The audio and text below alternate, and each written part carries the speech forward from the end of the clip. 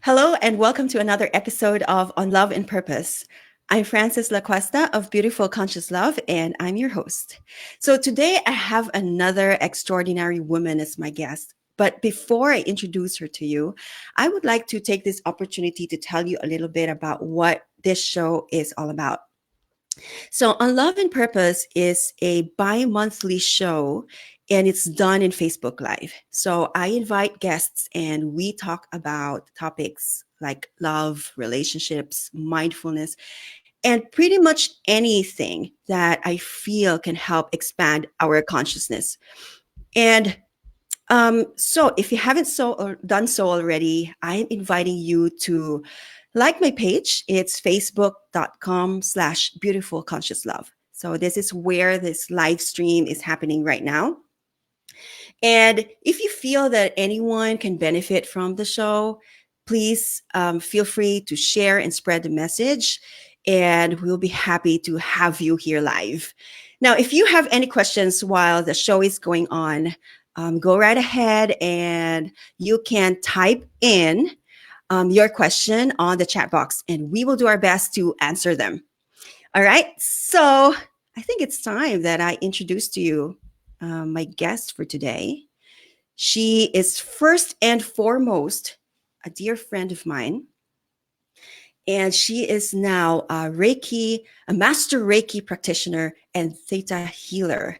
So join me in welcoming my friend, um, Pauline May Buenconsejo Peralta. Hey, Hi, Paul. how are you? Good. Wait, let me just I'm trying to figure this out. Let me just go ahead and do that so I can show our names. I just love technology, don't you? Okay, there goes. So Paul, welcome and thank you so much for joining me today. Thank you And for I having me. am, of course, and I'm really happy that you heeded my call, my invitation to join me. I just feel that the topic that we have right now, which is three essential keys in answering your life's divine call, is very timely, especially with everything that's going on in the world.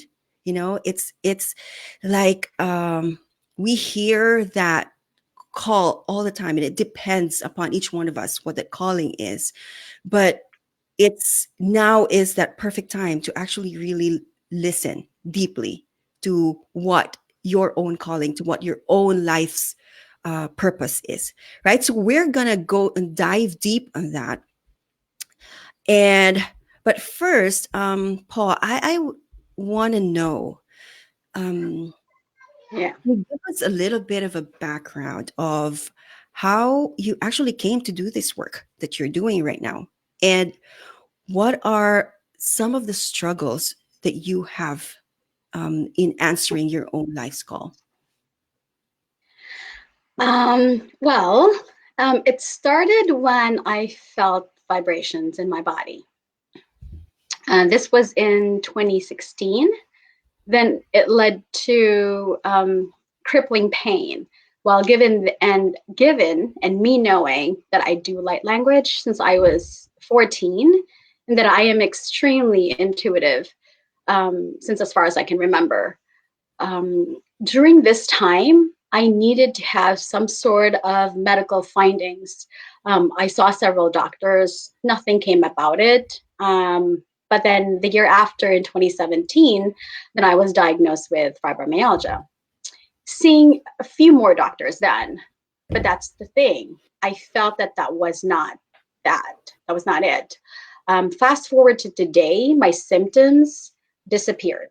I believe my journey began because I need to figure this feeling that I have out. The heightened senses, the sensitive to energies and sensations around, even with food. Mind you, I am severely sensitive with food. Um, I have little ones to take care of. As soon as I sort of acknowledge what I need to do, then my journey started. Um, then came my struggle of fear and judgment, because I knew what I am about to get into is not what is expected, or not the usual thing. I continued with my search for answers, contacted old friends that helped me jog my memory. Looking back, when we were younger, I believe I was trying so hard, hiding this intuitive side of me. Um, and it sometimes comes off as really odd or standoffish. But then there was this excerpts of me that comes out very organic and raw, without the distortion, to others that I feel comfortable with. I have this nature in me that I would always approach those who are sort of afraid or alone, because they're either new in school, or and then or they happen to have no initial conversation because they feel alone and in a big school, and I sort of welcome them. Then after that, they get on their merry way, and I got on with mine. Over time, the distortion that I put in myself, so I can just fit in, manifested into physical pain. But that's the thing. Back then, I did not know that it is so okay if you don't fit in. Now I know it's super okay. So this kind of like summarized how it all started. Um, it's funny actually that you mentioned something about, um, approaching or for somebody who's new in school. I have a story that I remembered about you because just a little bit of a backstory for those you who are watching right now. Pauline and I go a long way back, so we've known each other since we were probably like 11 years old in fifth grade. So I remember this. It was in fifth grade, and I was new in school. I was this shy and awkward kid in class, and I didn't know anybody. I mean, I'm very introverted, and I'm like, if nobody talks to me, I don't talk to anyone. So anyway, I remember it was during recess, and I was out alone by the balcony because our school has this balcony area. And I remember I was alone, and you were the first person who actually approached me and asked me if um, if you and I would like to be friends. And I remember, and until now, I remember that story. And it was like, oh my gosh, why did you do that? Like, she didn't have to, I mean, she could just go about and do her own stuff with her own friends, but she did that. And from then on, I think we became like really good friends and even best friends after that. Right. And I would frequent your house and we would just share a whole bunch of stuff. So that's a really, a wonderful way to actually show that. And then you mentioned about trying to fit in, and at the same time how it manifested in your body. So I think what my next question is, how do you define a calling? How did you know that it was your calling? Well, to me, my feeling came in waves, in various vibrations, and it comes fast. That I knew back then, I felt the need to contain it because it was a nuisance, which it really isn't. Right now, it's not. But back then, to me, it was such a annoying nuisance because I have to take care of my kids.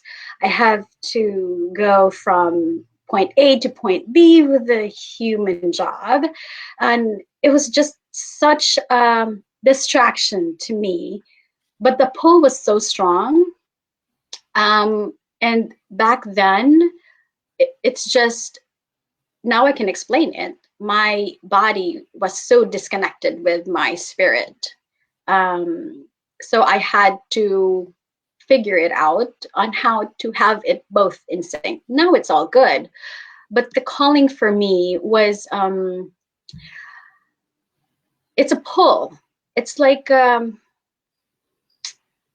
it's a pull, and it's a very, to others it might be very subtle, but to me it was severely strong, because then again I look back, I've been suppressing it forever. And the call was just so strong and so loud that it's not it, I didn't have any choice but to just, okay, what do you need now? Like, what do you want now? And then that point that I felt freedom was when I completely put myself out there, and I did a full blown light language on Facebook.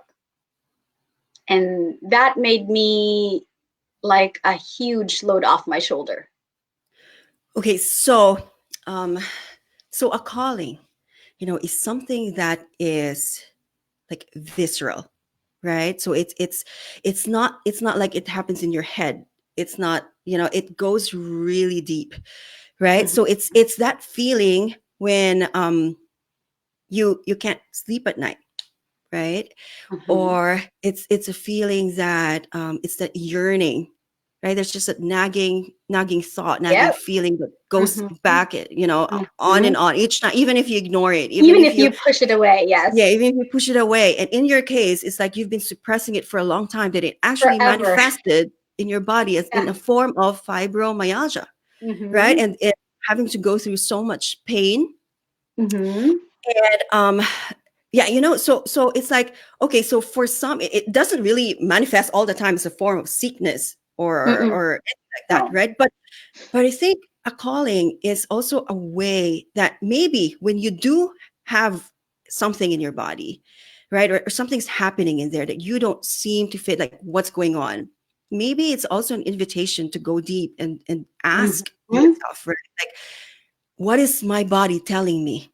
Mm-hmm. Because I think it's the physical form, right? It's the Mm-hmm. only way for us to know that, hey, if we're sick of something, it's just maybe a way of telling you to, slow down, stop, and maybe get Mm-hmm. yourself some rest. But for some of us, like for you in your case, it shows as it manifested so strongly Mm-hmm. that it's not just, hey, it's not just another one of those things that I can take a medicine and then it's going to go away, Oh no, yeah, it's really not. right? It was so severe that at some time I would even want to compare my sensation to my husband or to any immediate family that I have, or my dad, if he comes visit.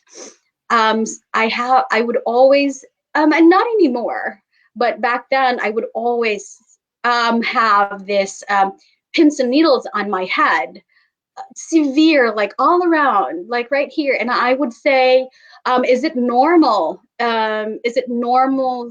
Do you feel this? Do you feel this sort of pins and needles in your head? And my husband would say, no, I don't feel that thing. I don't I don't have pins and needles in my head. Like sometimes I would say, do you feel pins and needles in your brain? Because I can really Uh-huh. severely feel it. And at one point in my whole journey, I even was bawling, and I told my husband, I don't want to be medicated. I don't want to go to any mental. I mean, it was that, looking back, it was like really crippling. But I had to sprint fast. Why? Because I have like kids. If you cannot hear the Mm-hmm. background, Yeah. Yes. I have I have kids to take care of, and they need my sanity. So. Right. And okay, so we talked a little bit about what a calling is, and you said I think your own is like your rite of passage. I would call it that, was when you finally came out, in the world as this person was evolved into, and who someone who has finally heeded and answered the call was in a way of that light language, right? We're not really going to go deep in that what language is, but for those who don't know what light language is, can you just give us a little bit of a background? What is what How do you define that? Yeah. Well, light language is on if I perform one in one of my services that I provide, it is a language understood by our soul and the heart, and not by the intellect. It's not like ABCs 1, 2, 3 or something like that. It's the message varies. The message varies from like person to person. And it varies from soul to soul, depending on each person's vibration. Like light language connects to a person's higher self. Mhm. Over a period of time, as the language is multidimensional, it is understood in stages. Over time, I'm able to discern the summary of the meaning when I do a session. And during the session, if it brings out a fear, or even if somebody's Mhm. listening to some, like I have like a couple of light language videos on my Facebook, but if it brings out sensation of peace or love or even strength or even fear, it is that what is needed in the person to address and to heal. Um, Maybe give an example, which I explain to like my husband or people around me. Um, the vibration or the light language that I speak. It's the same thing as that our self could not really understand, like our brain could not really understand. Like if you go to like Brazil or Germany or even in our own country, we have so many vibrations, we have so many languages, we have so many dialects even, that one person can't understand the other. It doesn't necessarily mean it's wrong or it's a one shoe fits all. If you dive into the ocean, like dolphins, use a different kind of vibration. Bats use echolocation. In light language, it is a universal soul, multidimensional heart language. That's what I believe in, and that's to me mostly is a very strong pull. Mm-hmm. Yeah. So it's light language is the language of the soul, right? And the way Mm-hmm. I understand it is, um, I have a different meaning to it. It depends on how, my own Mm-hmm. soul reads through it. Mm-hmm. Depends. So each one has its own interpretation of what that is, that even you cannot tell me what it means for me, right? Mm-mm. Mm-mm. I could Right. probably discern it and have a gist of a word, because again, I can't decipher each level of it. The vibration of it is too strong for like my even my brain.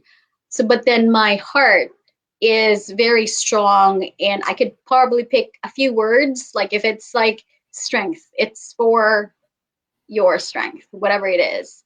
So then they can decipher it, they can keep on listening to it, and then over time it ignites and it heals whatever it is, for the person that listens to it, or Right. even fear is So something. we can read through that. Mm-hmm. Okay. So now I wanted to go back, on what the topic really is on answering, your own life divine call.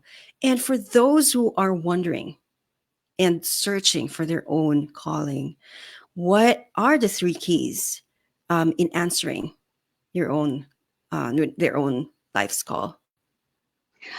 um to me, the number one, um for me, is knowing yourself, um the authentic self. The authenticity is very important to me. Your truth, minus the ego, and again, minus the fear, minus the wanting to be accepted, the judgment of your mind that you put on yourself, because we put our own judgment for ourselves too, not only others, but the knowing of yourself and your truth. My truth might not be the same as yours or others. and that's all right. But for an individual to know their own truth, that is one of the key, I feel, to answer your Yeah. own call. So you mentioned that it's about, know thyself, right? So Yeah. it's like it begins with educating yourself. So Mm-hmm. if you are in this stage wherein you feel like you have a mission, you have a call to do something beyond what it is that you're doing right now, and you don't know where to start, right? So it's the way I understand what you're saying is that when you go deep and when you Mm-hmm. start asking the right questions, then the Mm-hmm. path is shown to you. Yeah, and So for those that sometimes there are so much layers that we put on ourselves that mhm, somebody would say, "What do you mean? I know myself. I know myself." But right. really, in a few sessions that I provide, especially with theta healing, for those needing support in this aspect of kind of like knowing really where you came from, it's not me, it's the answer with any sessions that I have for a few that I've serviced. Mhm. They are able to kind of maneuver this first key. Yeah, right. So we have here somebody from the comment, and this is one of our friends. Hello, Celia. Knowing your truth is minus the ego. That is the first key towards answering your life's divine call. Mm-hmm. Right. And what is the second one?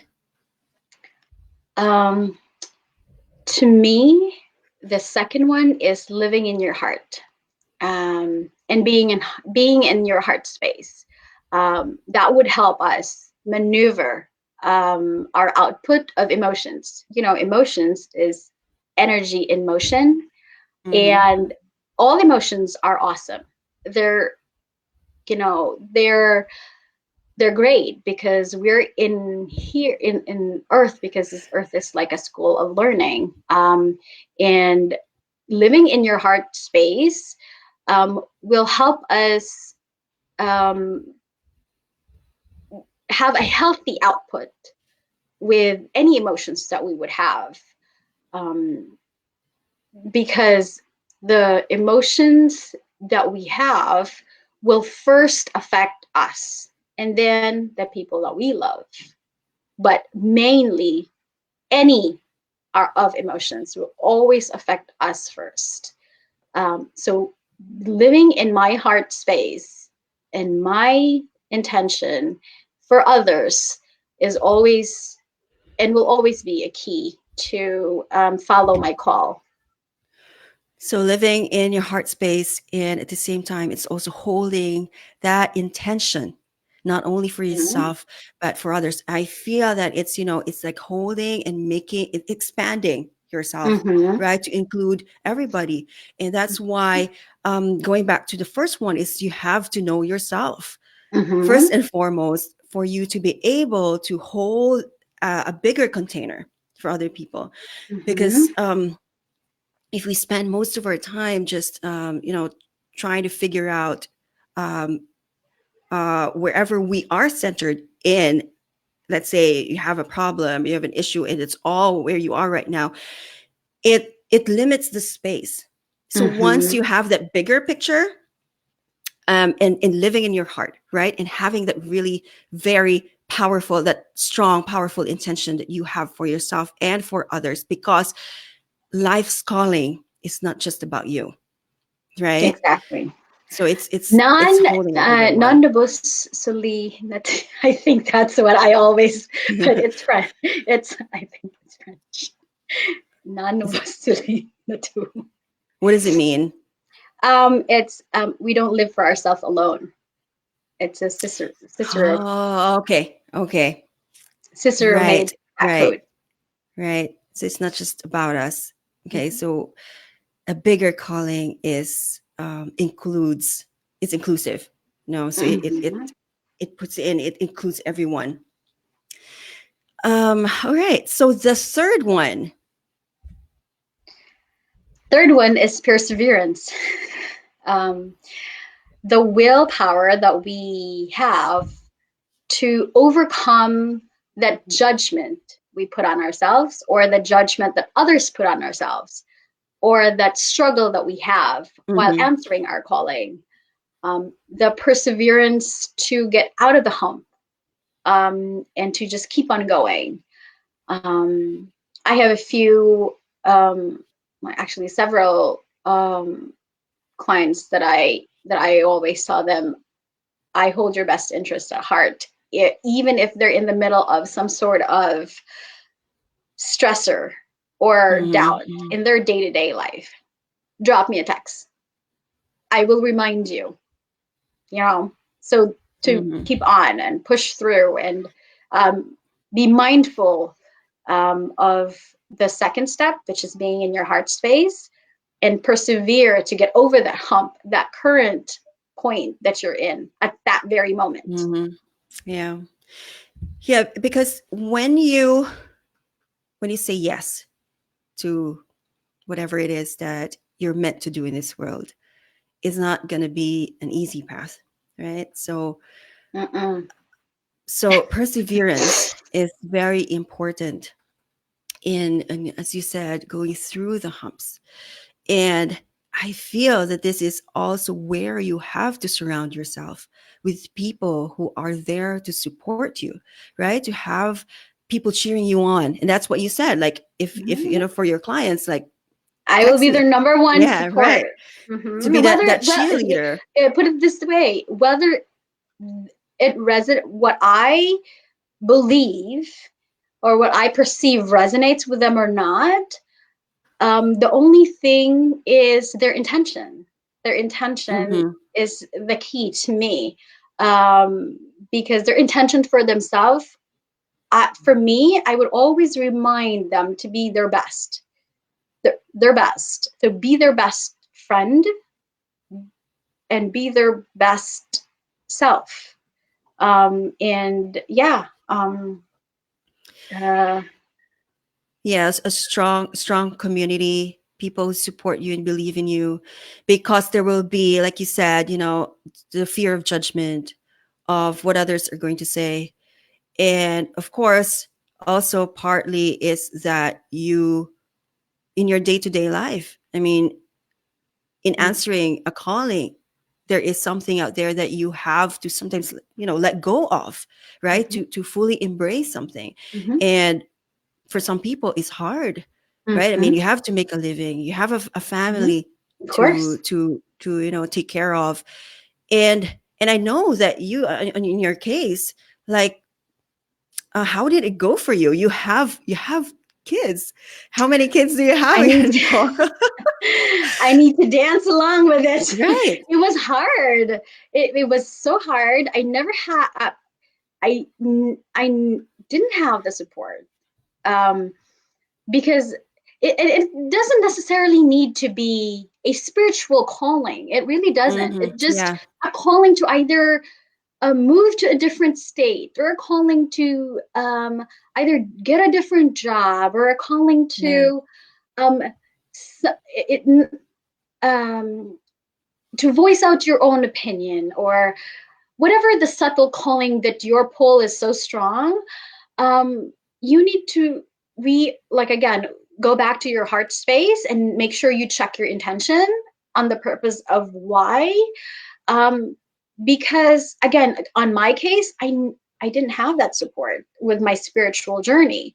I i tried to reach out to a few very, very, very, I'm very honored, learned um, uh, spiritual people that might have given me a word or two that awakened my own knowing. Hmm. Um, but in a human, I say human, in the human standpoint, didn't have um, a back support, because my husband, bless his heart, he is very fearful about the energies and spiritual things. And over right now, he kind of like is able to embrace it, because he doesn't have a choice because I'm doing it. but but before it was really like a struggle, and and again, there's a few key points that I remind myself: as long as my intention is good, Mhm. and Yeah. as long as I'm in my heart space, and as long as I've looked back in my life, and I'm very honored and grateful that the path that are my choices has been somewhat okay, and if it's not, I made peace with it. um, I keep on reminding myself those things, and that helped me really, because I really didn't have any human support. I do have a lot of spiritual support though. Yeah. So it's really important. Mm-hmm. And for those that, if you don't have it yet, to seek it, Mm-hmm. right? So there is support out there if you Mm-hmm. ask for it. And so, with that, let's summarize it a bit. And so the first key is knowing yourself, knowing your own truth. Second is living in your heart space, and where intention is really important of as to why you're doing it, or why you answering your call, and what is it for. And the third one is to persevere, no matter what other people say, or no matter what your circumstances at the moment, right? But to be able to, once you accept it and once you embrace that calling and that gift that you have, is to be able to fully go out there and uh, And live shine. it and shine. Exactly. So I know you've been like helping a lot of people since you've embraced your gifts. Why do you think is it essential for someone, for someone to follow his or her own calling? Our own calling is ourself, wanting to be free from indoctrination, Mhm. from fear and judgment. Fear that we put on ourselves. A little chicken in our head. Sometimes they talk so much. Um, and the judgment that we put on ourselves or others put on ourselves, that we allow it to enter. So our calling is, for in essence, a freedom that that our pull, that my pull in my um, case was so strong. Not the want. Let's say I'm like, uh, I want to do this. No, it's not Mhm. that. It's the need. It's the need that you need to do this. Like for me, it was my need. Not that I want to go there or I want to be that, but the need. Um, for me, the pull was always strong, which I suppressed, um, because again, it was not accepted and not the common thing. Um, from personal experience, my suppression manifested into physical pain. It is very essential, um, because in my experience, it manifested into an Mhm. illness and then eventually I had to address it anyway. Or we will find ourselves that we keep on searching, and we'll just keep on searching, and like, who am I, or what am I, Yeah. what's my what do I have to do? And if we do it if we do it any other way and not answer our call, our the peace that we're seeking or the Mhm. happiness is not going to be sustainable. Yeah. Right. So, yeah, I mean, like you said, why is it essential? It's because it's coming out and freeing yourself, right? Mhm. Freeing yourself from that kind of what it's the It's the limitation, bondage, I right? think, that Right. Yeah, yeah. That you feel that. And okay, so we have some questions. So we have some questions here, which we will answer later on. And so let me just yeah, we have some questions. right. So I wanted to know because one of the things that um, well, one of my mentor, as I remember, her would always say that it doesn't life doesn't happen when you're on the stand, just like watching. Life happens when you're in it, when you're Mhm. out there acting on it and doing it. So on here, I just want to know, like, it's about also, having a calling is also about making a stand, Mhm. right? So on your end, like, what are you standing up for? Why do you do this work? I'm standing for those who are suppressed, either suppressed by the community or suppressing themselves. Because again, I didn't have that support. Um, I didn't have that support that I wished I would have had. Um, the Mhm. Sometimes our brain will keep us safe. So Mhm. then our brain will start, I call it my chicken in my head. Um, like chicken goes buck, buck, buck. Yeah. so, so sometimes the voice in our head will always try to give a second doubt of the things that we are pulled to do. Mhm. And I I'm I stand for that. The the suppression that I put on myself and what I feel from others, and that's the reason why I need to come out. Mhm. Um, but then again, I had to make sure that I kind of like am able to tackle my own self, because my Uh-huh. own self is my best. My own self is my best client. I am my own best client. And Yeah. then my husband, which is the second one. But yeah. Okay, so let's go ahead and like answer some of the questions here. But let me just go ahead and read some of the comments. Thank you everyone for um, being here with us live. And I read your comments, and uh, we have let's address some questions. Okay, so we have one from Vanessa. So, hi, Pauline. I may have missed this. Can explain a bit on what Theta healing is. So, what exactly is this? All right. Theta healing is, I would probably say, um, uh, is a mind body technique. Okay, working within the theta brainwaves. So we Mm-hmm. have like a brainwave state when we are either in Zen. I just call it that. In order to um, change our lives on a physical, spiritual, and emotional level. So I'm working on a theta brainwave um, during the session.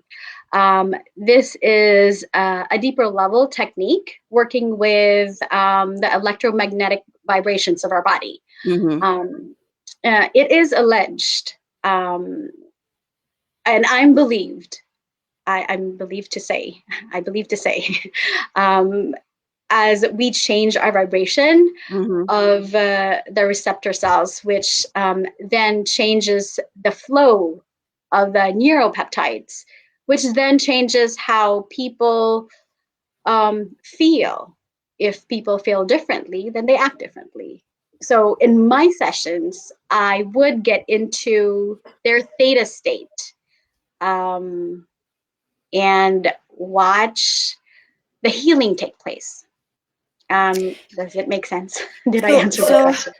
so the theta is from what I know is when like I think it's a kind of state when like the Zen monks, like you mentioned about Zen, right? It's like the Mhm. monks that they go to that Mhm. stage. And is it because you have more opening, like it allows Yeah, you know what? it easier It for yeah, whatever? yeah, what you Yeah. said really resonates with me because I was looking at like images of pictures that I actually Mm-hmm. took a picture of, and I am fast forward to now. I'm familiar with the chakras and how it's Mm-hmm. aligned and all that. But really, I'm sure that there would be somebody even more wiser than knowing of where it's placed Yeah. and how the color is and how the symbols are. I saw this image. Basically, it's our crown chakra, Mm-hmm. right? And that's where the cosmic. Um, correct me if I'm wrong, but that's where I think you know better than me. But that's where the Uh-huh. cosmic um, connection that an individual has. With me, I'm looking back, I never had that um, earthly desire. Like, yeah, looking back when I was young, yeah, I love shoes. I love shoes. Who doesn't? But that's the thing. I never had like a desire to have some sort of material, tangible hold that I own, and it was never me. So, at least on my end, that part of me was really always like maybe open or connected or Mm-hmm. maybe sensitive, or you can pick any word that can probably resonate with that sort of definition. To me, it was that. Um, and that's why I'm able to get into and all this tangible. Yeah, I'm a Reiki master practitioner. Yes, I'm a 35 Theta healer. I didn't know that that was a thing. I was pulled to that direction in one of my journeys, and I was searching. Okay, fine. Okay, yeah, I'm feeling this, and I have this all energy, and I feel the vibration, and but it just comes in waves to me. So Mm-hmm. how now? Like, am I a psychic, or do I have to go to psychic school, or do I have to have some sort of, yeah? So Yeah. So it's really about that accessing the data, yes, right? exactly. Yes, Yeah. To access it so that because you everybody can. has it. It's like I would probably say I'm moved to say it's between like about to go to sleep, like Okay. kids, Yeah. like kids from 0 to like 7. They are in that theta brainwave that Right. whatever they play, that to them is super real, so they can super feel it. Yeah. But then when you get a little bit older, then you go to like wanting to fit in and getting a job and paying the bills and all that human stuff, then you get off of that. Right. So I hope I And answered that question. yeah, if you have additional questions, please go right ahead and just ask them away in the chat box. So we have, let me just read some of the comments here. April said, "It takes a village, a community, your tribe to make your calling a reality." Mm-hmm. Yeah, right. And everything else, let me see. Okay, so we have a question from Chris. Okay, so thanks for the discussions. Very interesting so far. I have a question. Seems to me that your steps begin with an assumption that one has already found his or her calling, which I think is not the case for most people, right? So could you comment a bit on the process of finding one's passion rather than or even before following it? So I think, yeah. Do you have anything to say Yeah, about that? yeah. The answer is not from somebody like me or Francis. The answer is that diving in deep. If you can't, for some reason, others might not be able to say, "What's my passion?" Then I would say, look back when you were 5 years old. What do you love to do? Hmm. Look back when you were, maybe if you can't remember that, because I had the tendency, and I know that for sure, that I kind of boxed all my creativity and my intuitiveness from as far as I can remember. I locked it. Um, and I can give an example later, but to those that wants to find out what their passion is, they need to answer that themselves. No one can ever tell no one who they are, because that's the thing with me. I kept on digging deep. Like, okay, now what is this? Now what do you want? Like, I'm saying you, but actually I'm talking to me. Like, at one time I call it my inside. Other people call it their higher self. Other people call it their spirit, or however it is. But to Yeah. me, I call it my inside. I had to communicate with myself. And if I didn't get an answer, again, I had a reason to embrace it all, because it's really crippling me. And I had to really sprint and take care of my children, because at one point, at least for me, they always see me like really back down and I have severe headache. But actually, I was feeling the vibration of my neighbor. She is actually pregnant with twins, and she always had a severe headache. And I didn't know that till my neighbor was talking to my husband, and my husband told me. So I kept on digging deep to find out, okay, now where do I have to go? How am I gonna hone this? How am I gonna kind of manage it all? And I got my answer, because I was peeling my own onions that I put on myself. Yes, maybe others put their seed on me and I allowed it, but mainly finding your passion would be diving deep and digging and keep on Yeah. answering yourself. Because So, my passion might not be the same like yours. right. Your passion might be very artsy and music, and that's another sort of vibration. That's another sort of healing. Arts is another sort of healing, and music is another sort of healing. There's a whole bunch, and that's so beautiful about this is because it's all vibration, and it's intention and vibration and what you send out there. Yeah, and also it really is a journey. No, it's a process. It could even take a lifetime. And Mm-hmm. I think for me, on the process of finding one's passion, I feel that it begins. It begins with a kind of a stirring.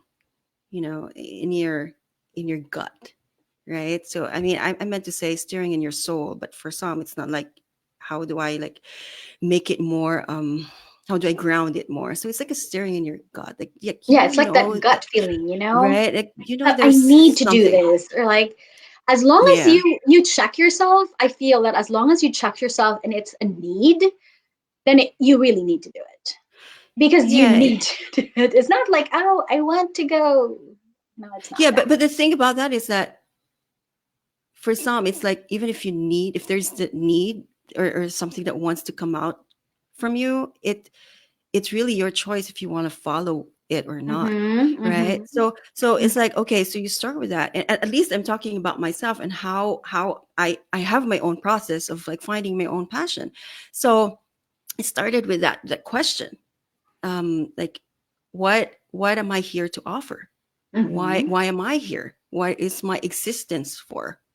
So surely I'm just not placed in this world just so I can be another taking up space, right? So that's where it started for me, knowing that I have something bigger than this. And then um and then that search continues. It's like, okay, Mm-hmm. I go through my daily life. I have a job. I pay the bills and all this other stuff. But when it's still there, you just know that it's like that you have a certain kind of your compass, right? So how Exactly. do you, It yeah, is that, where do you follow it? uh, for you, I am telling you, and for us, and I'm sure for others too, it's that non nobis solemnity. It is that. It's we don't live for ourselves alone. And I always voiced that out. Um, we don't, it's, but for some, yes, of course, the first parachute, you have to make sure you hone yourself and take care of yourself then so you can serve. Mm-hmm. But that's the thing. There is this thing as a wounded healer that in order for Right. you, yeah, in order for you to also spread yourself out there, there is a trigger, or not necessarily a pain in my case, but there is a trigger of like what the question, the nagging question that you said earlier, you know? Yeah. Yeah. So, Chris, it's like, just to address his question, it's what is your soul telling you? Okay, is what is that thing that you always go back to, and start from there, and follow it. You know, like Hansel and Gretel, they leave breadcrumbs. You follow it. You know, follow it through, because when you have you it uncovers, you know, the next thing comes, and you have another question, and then it goes into the next breadcrumb, another question comes up, and until that time that you say that, you know what, this is Until it, you this don't have is, any more answer. I'm gonna yeah. But I think, you know, we also, life will always have a question, right? We're always seeking for something, but it starts from there. And Chris, this is actually a good idea for another episode, you know, for a topic to another show, to go dive deep on how to find, or how would you know, you know, that this is your life's purpose, or how would you know that this passion, because it can just be a passion, but it's not exactly your It can be just purpose, a right? hobby. Right. So how would you know? And I think that's a really good topic to include. So thank you, Chris. But you know what? I have a book that I would like to recommend, if for any of you right now listening and watching, who feel that, you know, you have something big to offer the world, but don't know where to We start. all do, Yeah. like, right? Yeah, we all Right. do, right? Let me type it here in the chat, and I'm also going to type it and uh, post it. While you're doing that, It's the really beauty, the true beauty of this is, purpose. Yeah. while you're Sorry. doing that, the beauty of it is, um, that's the thing. What resonates with Chris in his passion or you might not be all the same. That's why we're like, Right. we're, it's so beautiful. It's very, it's not one shoe fits all, like this is the only method, or this is, no, it's not, never, it's not that. So you Yeah. explore, and this is like, go adventure. Yeah. So life's purpose. I'll be waiting for that Facebook Live topic. Great. So I have another idea. Okay. And how are we going to go about it? Yeah. Chris, thanks. Great idea. But also, I would assume that finding passion is not always retrospective, looking at the past, but also making things happen in the now and trying things out. Yes, I think this is an important conversation, as often in the narrative, especially among young people, is that one follows passion and not discover, shape, revise it. Exactly. So you do need to equip yourself with the skills, you know, with the tools and the capacities for you to be able to follow through, because it can be something that you feel passionate about, but it's not exactly what you're here, what you're meant to do. Exactly. And And to that, I'm going to add, which is why I had to which is why I had to get into having a certificate, because it became, well, like a journey to me. Then, okay, I became a certified Reiki practitioner master, certified Theta healer, and then what now? You know, so yeah, I love it's the way evolved. that, you know, is the conversation goes, because it's Really, also you're looking at I it mean, like, right, I mean, so it's like passion and purpose, you know, it can be defined in several ways. It can mean different to you, it can mean different to me, right? So Vanessa said, not necessarily passion, it's such a big word. Focus on what your strengths are and use it to the fullest, just my take. Okay, so one of those things that we can include here is, of course, you have to look at your strengths, also look at what your weaknesses are, right? And then from there, because it is really a process that you have to it go deep. It's is, not it like, is. right? So anyway, important to note from Chris, nuances in language too. Right. Often concepts such as passion, calling, purpose, etc. are conflated. Would it be helpful to be more understanding of differences? Yes, Chris, exactly. Living in your And heart space. right, yeah. And yeah, it's just like I said, it means differently for everyone. And we could like probably go and dig deeper and know what exactly is or in what context are we talking about when it comes to passion or calling or purpose, right? So I think here in our sense, in which Pauline actually said here, just to give us to contextualize it a bit, passion seems to be connected with service, right? It could be an expression, an art, a joy that you can share. So I think what from where I'm coming from, it's more of, for me, it's more of like in a spiritual standpoint, right? The context here of calling for me is more of a spiritual calling. But like you mentioned earlier, it's not necessarily spiritual, because for some people, a calling is something like, I wanted to, write a book, or I wanted to get this in job, right? Because I feel that I'm called to be here. But Mhm. It's yeah, a so whole let's see. bunch of array. It's very beautiful. It's so beautiful. So like I said, it's not one shoe fits all. It's a lot. And if you really Right. get into the words of every single detail, You go we'll crazy. talk ages. So yeah, what resonates with either Chris or you or me might be totally different. But the good thing about it is the choices that you make, whether heavy or not so heavy, is that you made peace with it and you're at peace with it. Of course, you have to check your intention, that how it would affect others that you love, because it will affect you first, Uh-huh. you know? Yeah. So have your passion can drive your purpose. Sometimes people know their purpose, but they do not have to carry it out. Yes, I Perseverance. agree with Francis. It depends on each person. Okay, so I love how this conversation is going, and I know we can go on and on. And but the thing is, I know we have to wrap up at some point. So now, next question is, Is there any okay, questions there wait. that you didn't answer? Because I'm not No, reading. I think no, I Because I think can't. we were able to at least address. So Chris here said Elizabeth Gilbert has a more humble suggestion. Follow your curiosity. I love that. Maybe that way you find your passion, or if not, you live a life following your curiosities. Many caveats, but makes a sense. Correct. So it's like for me, it's Chris. It's like also like that example I said. The breadcrumbs, just follow it, right? I mean, it doesn't have to have a big word attached to it, like it's your calling or it's your passion, it's your purpose. But just that, what is that, the question that comes up for you, and follow it through, like breadcrumb after breadcrumb. If it doesn't make sense, then it doesn't make sense, right? So okay, so there there we go. And everyone, for those who are interested, to work with Pauline, how do they reach you? All right. I have a website. Um, it's called Channeling the Divine with Pauline. Uh-huh. And you can sort of look around there. You can email me or you can call me as well. My phone number's there. And then you can also look into the services that I potentially offer. Uh-huh. I do service local, as I can do um, a virtual session, especially with Theta healing. Um, and then they can reach me that way.